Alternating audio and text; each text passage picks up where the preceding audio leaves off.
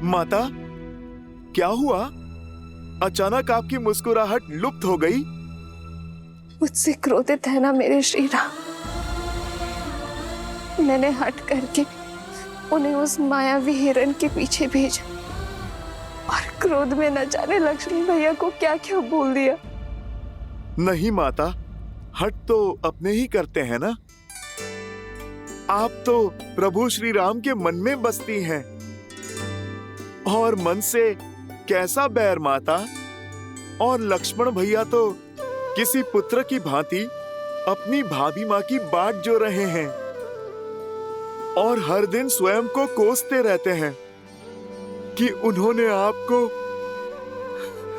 अकेले क्यों छोड़ा। लक्ष्मण भैया अपना सारा समय प्रभु श्री राम की सेवा और उनका दुख कम करने में लगाते हैं और उनका दुख कम करने के प्रयास में बिताते हैं। आपका क्या संदेश है माँ? दुख के बादलों से घिरी हूं मैं। हर दिन अपमान के विषैले घूंट पीने पड़ते हैं और सबसे अधिक पीड़ा तो तब होती है जब वो दुष्ट रावण मेरे श्री राम के नाम को कलंकित करता है, जब वो अपनी तुलना मेरे श्री राम से करता है। माता, आकाश की ओर थूकने वाला अपना ही मुख गंदा करता है। आप आंसू पोंछिए। प्रभु श्री राम और उनकी वानर सेना सज्ज हो रही है। शीघ्र ही आपकी हर पीड़ा का अंत करने और रावण से आपके कष्टों का प्रतिकार करने, आपको यहां से मुक्त करने प्रभु श्री राम शीघ्र आएंगे माता। और आपको पुनः अयोध्या ले जाएंगे। माता, उस दुस्साहसी रावण ने मेरे ही सामने मेरे प्रभु श्री राम और आपका अपमान किया है और कोई भी भक्त अपने प्रभु के सम्मान पे वार नहीं सह सकता। उस रावण को तो उत्तर देना ही होगा।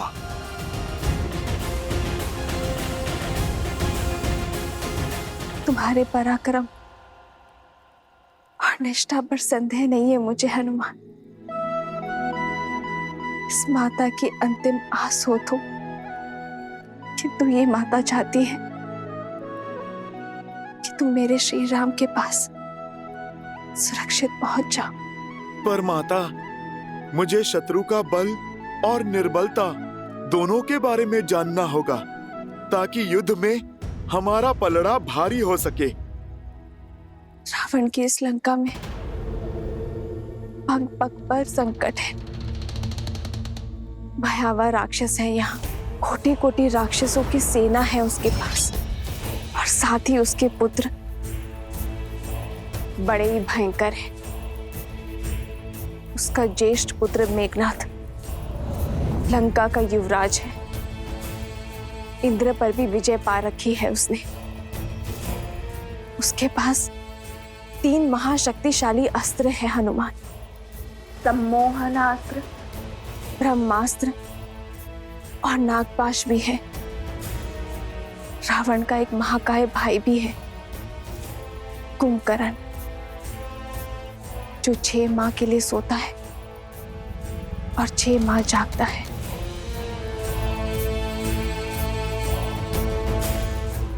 और उसका कक्ष दक्षिण की ओर है। शनिदेव भी बंदी है। यदि तुमने उन्हें मुक्त कर दिया तो लंका का अंत निश्चित है।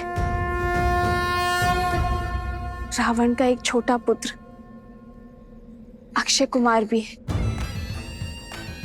जो इस वाटिका का प्रभारी भी है। मनुष्य ही क्या, राक्षस भी उसके क्रोध, उसकी क्रूरता से भयभीत है।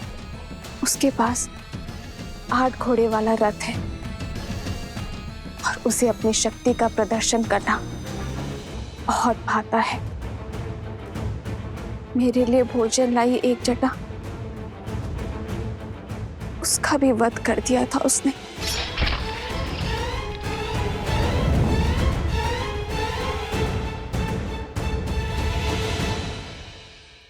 पुत्र, मुझे विश्वास था कि मेरे श्री राम अवश्य आएंगे, इसलिए मैंने ये सारी सूचना सजो कर रखी थी।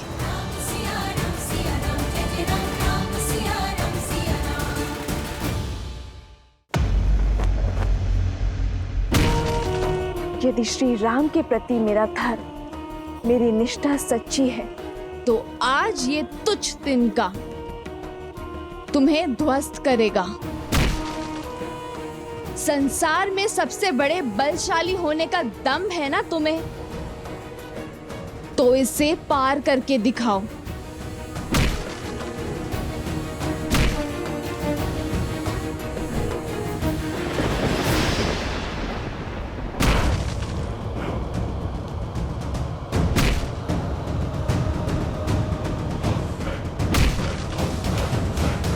पिताश्री,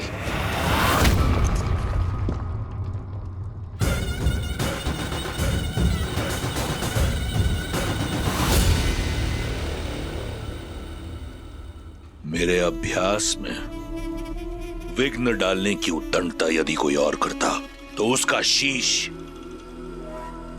उसके धड़ से भिन्न कर देता,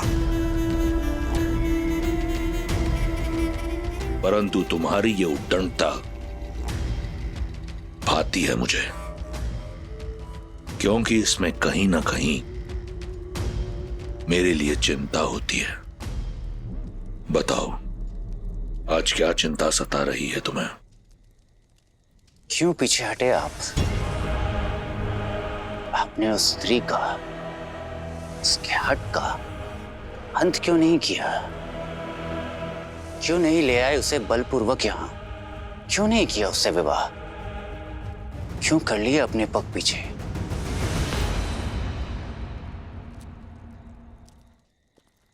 मैं विवश था पुत्र।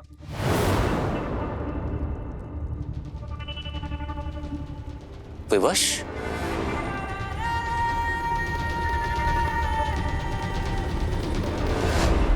दसों लोगों के स्वामी को ऐसे कौन सी विवशता है? एक शाप।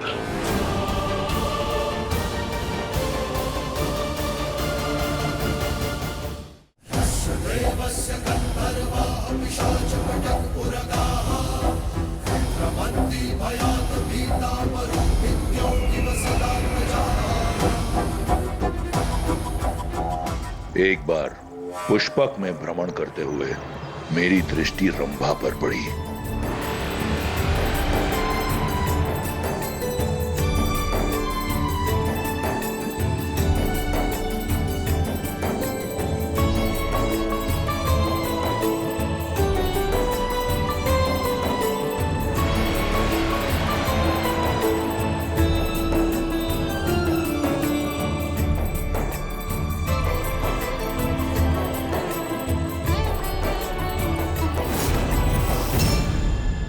लंकेश, ये क्या कर रहे हैं आप?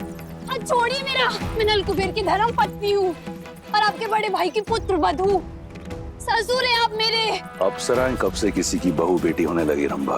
ये अधर्म है। देवताओं से हम राक्षसों ने तो यही सीखा है कि अप्सराओं का केवल एक ही धर्म है, वीरों को आनंदित करना। छोड़िए लंकेश, मेरा हाथ छोड़िए। छोड़िए।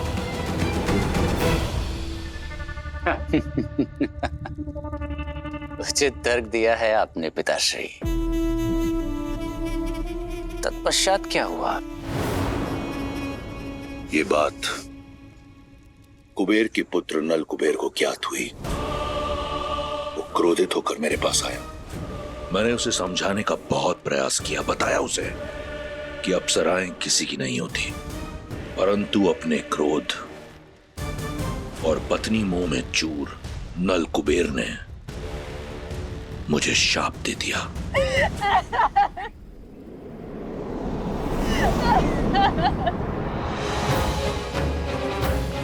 दशानन! तुमने मेरी पत्नी रंभा की पवित्रता को भंग करके मर्यादा की सारी सीमाएं लांघ दी है।